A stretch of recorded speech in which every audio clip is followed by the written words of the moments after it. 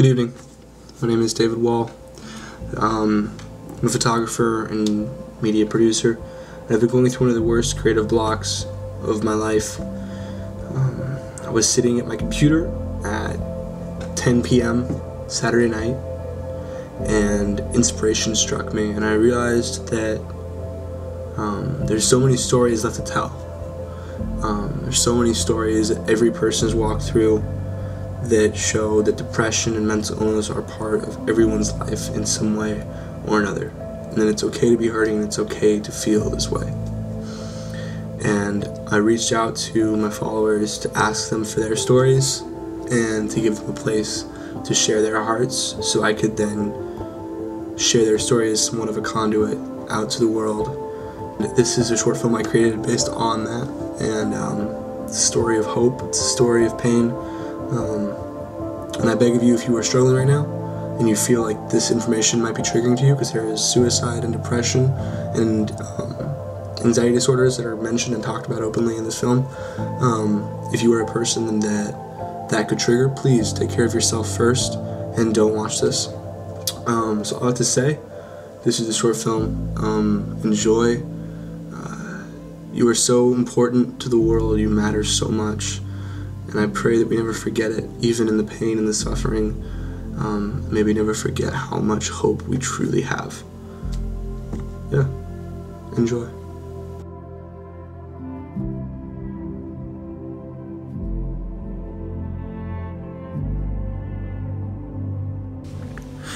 Hey David, this is Cordell. This is just me doing a voice memo, that good stuff.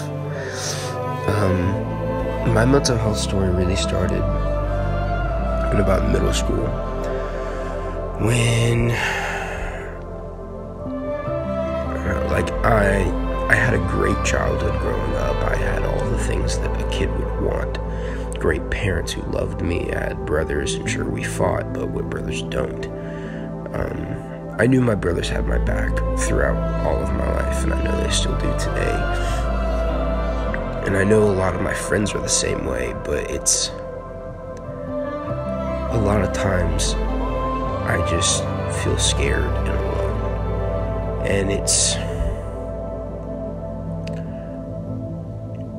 it's kind of terrifying.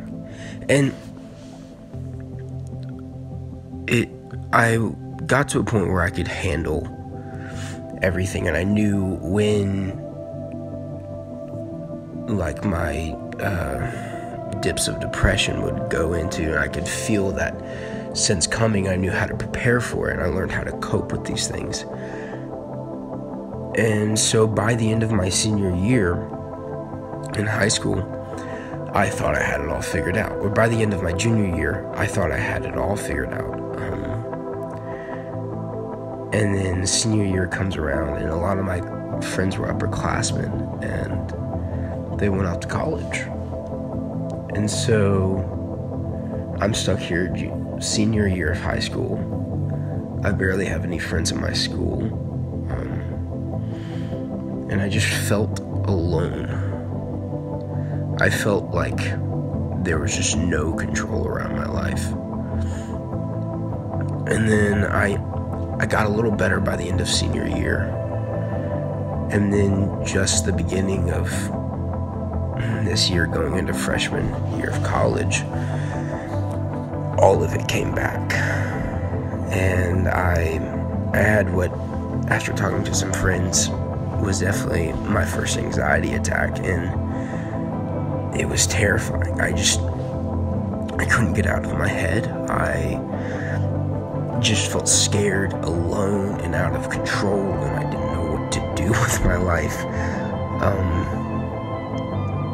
And right now, I don't know what I'm doing with my life in a sense, but I know I am heading in a right direction to where I'm getting better, and I'm alive, and that is what matters.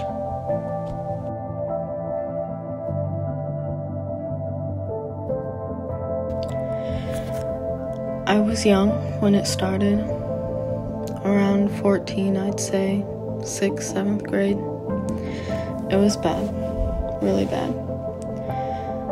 I was depressed, and I felt as though I've always been that way. I felt like it was there even before then.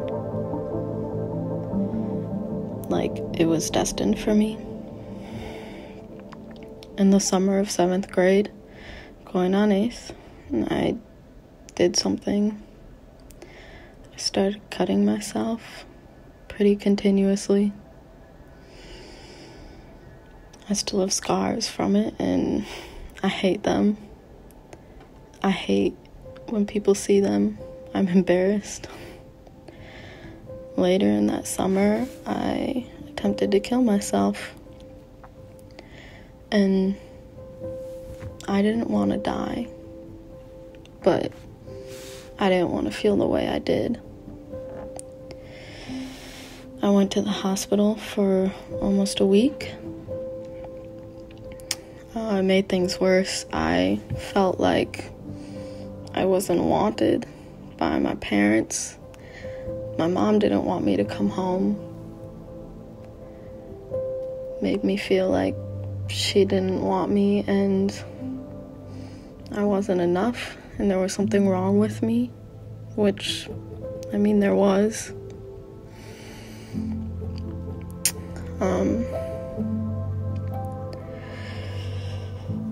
I guess I just didn't want to admit it.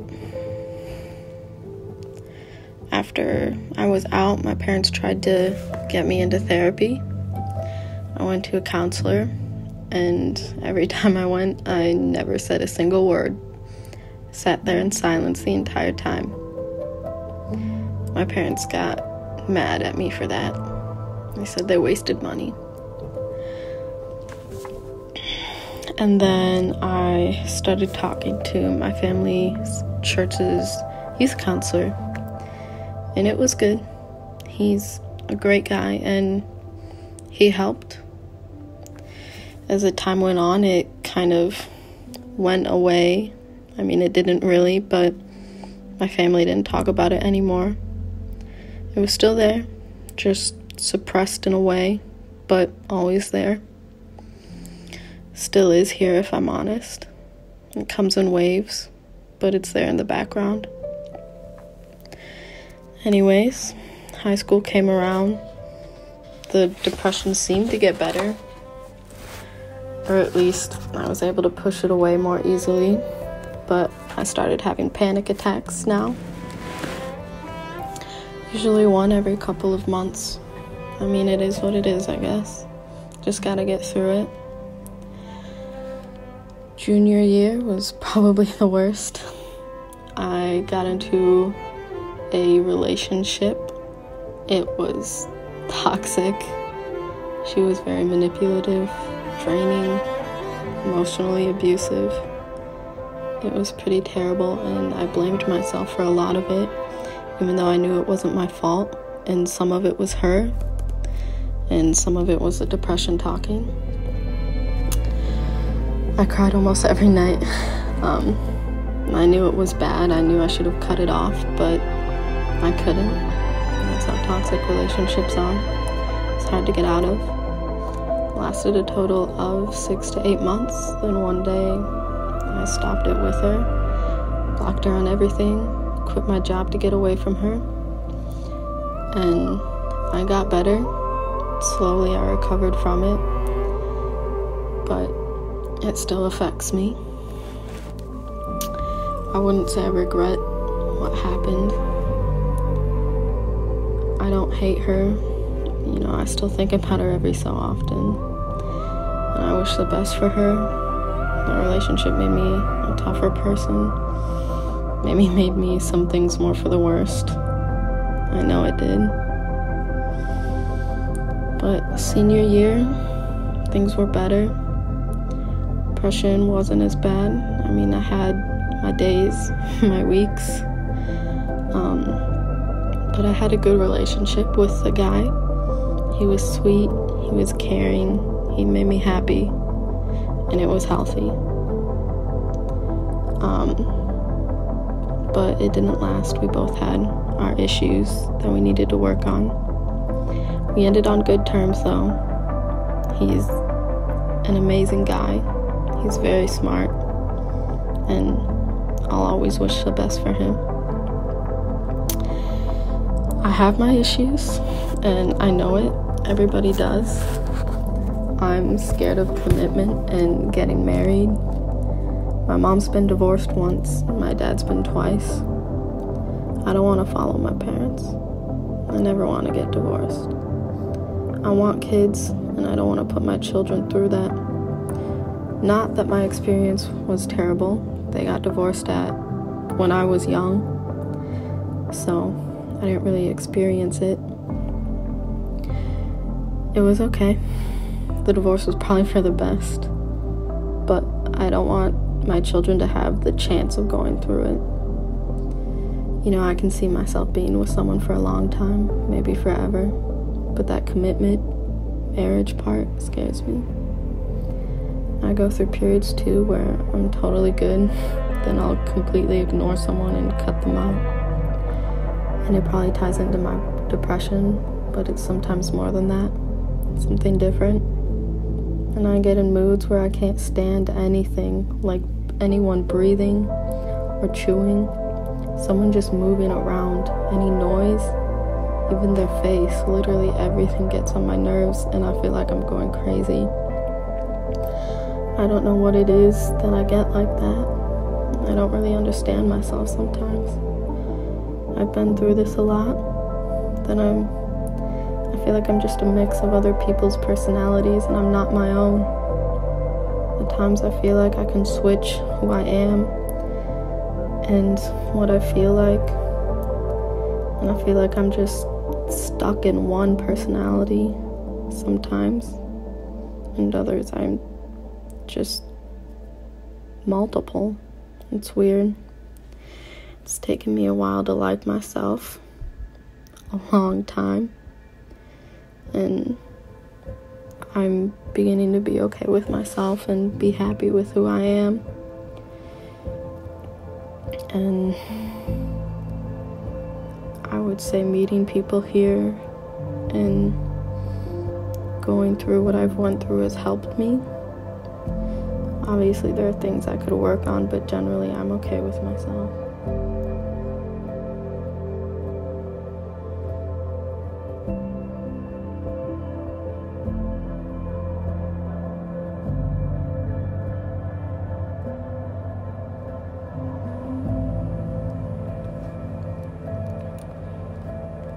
Stories from a friend of mine who couldn't share in person. We'll call her Beth. Meeting a significant other and growing with them is so scary but exciting. Maybe they're the one, maybe they're not, but that's the sublime of a relationship, the unknown. When I first met him, he was the light at the end of my tunnel. He made me believe that love was real. He made my demons run away. Safe to say, he was an angel. My angel. Months passed and I moved away to college, only an hour east, and life started to go downhill. My demons came running back to me with open arms, and fortunately, I accepted them. A call with his drunken words at 4 a.m. changed me. My walls built back up, and there was no way in knocking them down. They were concrete. I got a tattoo that says, "Scelgo la felicità," meaning I choose happiness in Italian. I look at the tattoo every single day until I put up the courage to leave a situation I became unhappy in. Always, always, always choose happiness. The pain you are feeling now cannot compare to the joy that's coming. Always think of you, and that's how I learned to be happy again.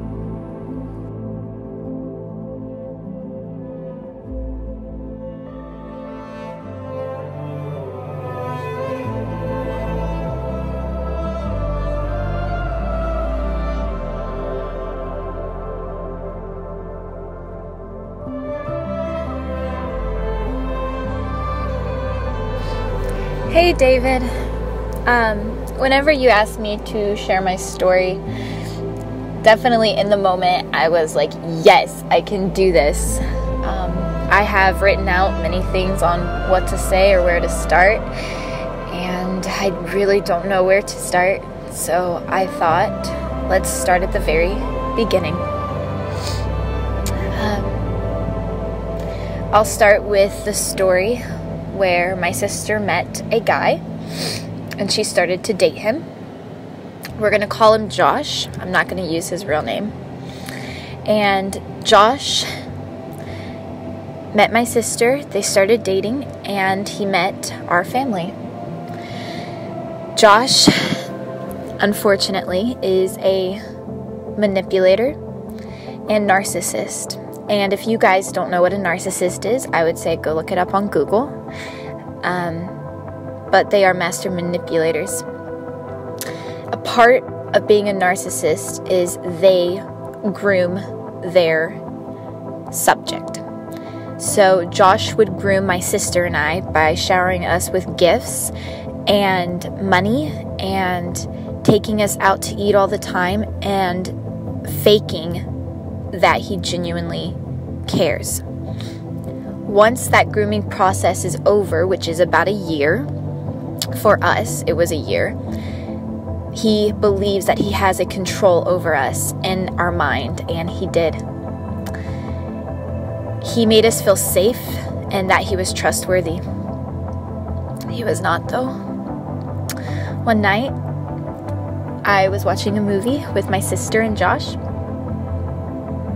And Josh, for some reason, always wanted to sit in between us.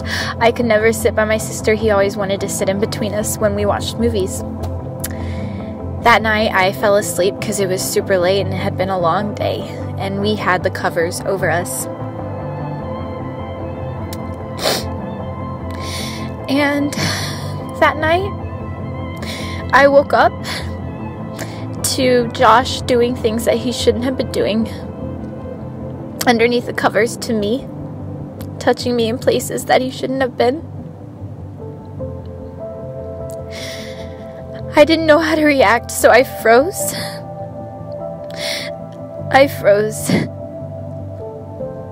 I didn't know what to do or how he would react if he knew I had woken up. That night, all I felt was confusion and brokenness and guilt.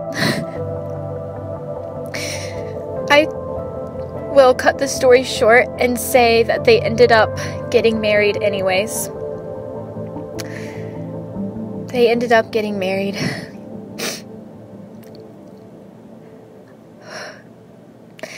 For a while, I didn't talk to them. I didn't work out with them. I didn't really do much with them whatsoever. I couldn't. It hurt so much to be around a person that did something to me like that. I had never had a boyfriend or experienced anything like that before. And him, it broke me. After all of that happened, it opened some dark doors, and I started getting into pornography. And as a girl, it's hard to say that or talk about that because a lot of people believe that it's not meant for a girl to struggle with, but girls struggle with it just as much. I struggled with porn for about a year. That was my safe place. That's where I went because I felt way too guilty to open up my Bible and talk to God. I felt so much shame. And I just couldn't go to him. So I found something in the world that could give me a moment of pleasure and a moment of peace. And porn is not meant to do that. It got deeper and deeper to the point where I almost did something I would have regretted so badly.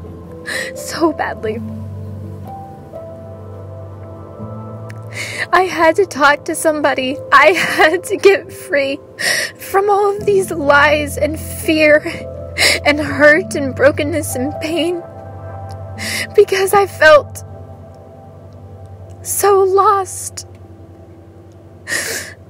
The Lord brought someone in my life who told me they knew everything that was going on because they have the gift of knowledge and the Lord showing him things, and that person told me I need to get help or I'm going to end up like so and so, or I'm going to end up so lost.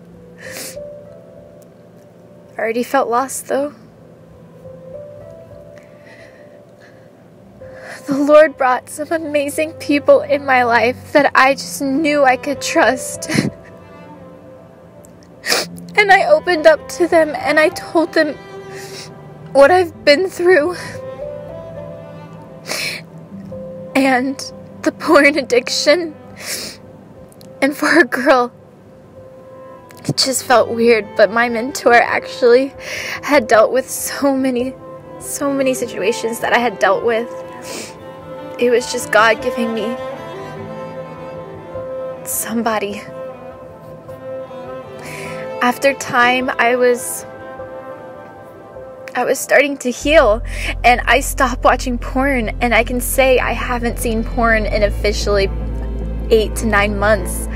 I have no desire because I don't have that guilt and shame anymore, and I can go to God without feeling like I am worthless. So I started to heal, and I started to get help, and I started talking to God again and building my relationship with Him again. And then recently, I went to the bank in my town, broad daylight. And Josh was at the bank, and he saw me and came up to me at the ATM and hugged me through my window.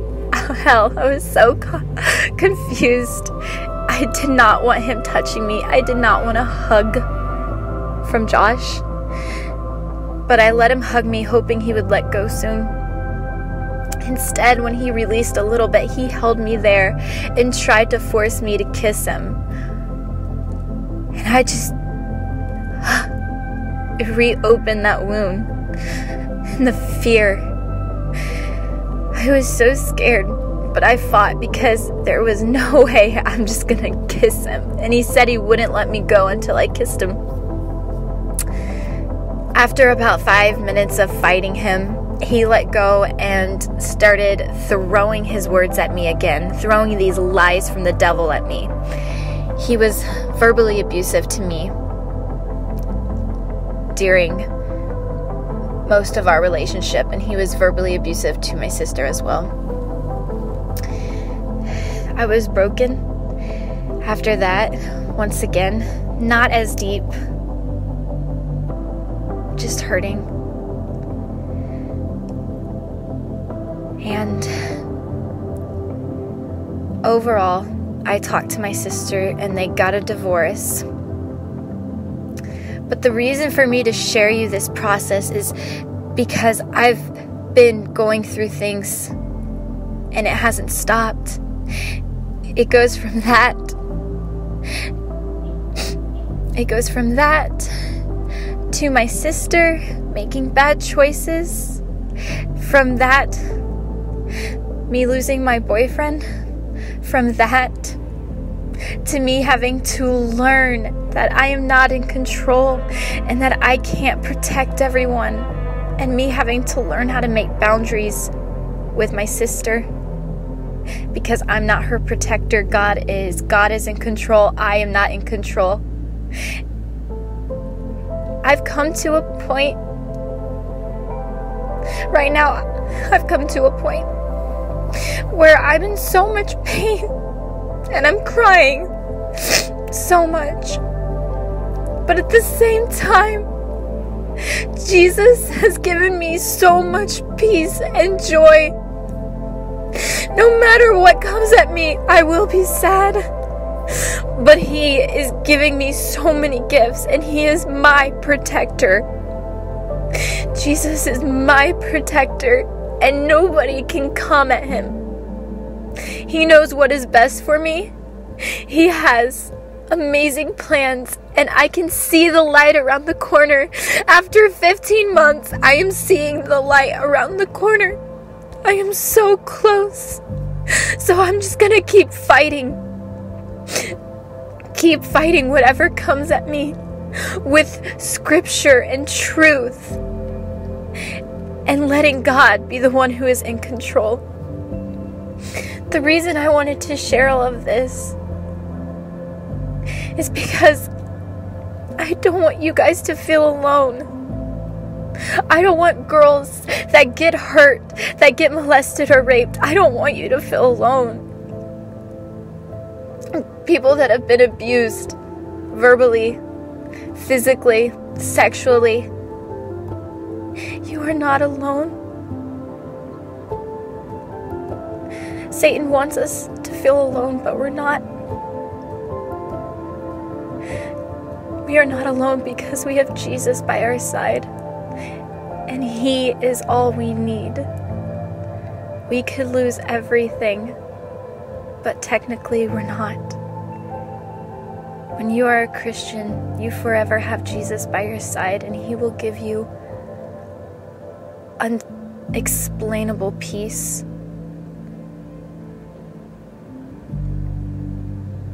You are loved by your Creator. And He has amazing plans. Just keep pushing. The corner is so close. The light is so close.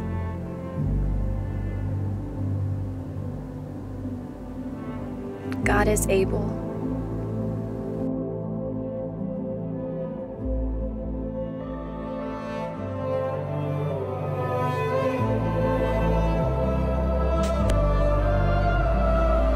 Hi, my name is David.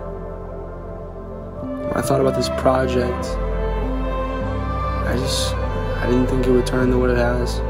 All the stories, all the hope, all the pain. It means so much to me that you trusted me with your stories, my friends. It means so much to me that you're watching this and that you care. I'd like to leave us with the note that life is not all about pain. Pain's been talked about a lot in this film. Talked about relationships that are messed up, abuse, self-harm, suicide, anxiety. And I feel like we have so much to talk about. There's so many stories to tell. But I feel like we'd be lost without realizing there's great hope in the world too. And as you sit here and as you think, and I hope this film sparks thought into your mind, I hope that it leaves you with one key idea. People are not meant to be alone. And no, I'm not talking about introvert versus extrovert or that debate, because that's a debacle I can't even get my head around. I would argue people are built for community. People are built to be asked, how are you doing? And to be able to respond with how they're actually doing because we care. I should be able to say to someone when they ask me, how am I doing? Terrible. Or fantastic, whichever the current mood is. So I beg of you, now that you've seen this film, now that you've heard these stories, don't close your laptop and think, dang, that was pretty cool, or that sucked. Turn around and walk outside, and the first person you see, stop them and say, how are you? And if they say, good, how about you? Push past it. And say, no, really, how are you? How is your soul? How is your heart? Because we are people that need community.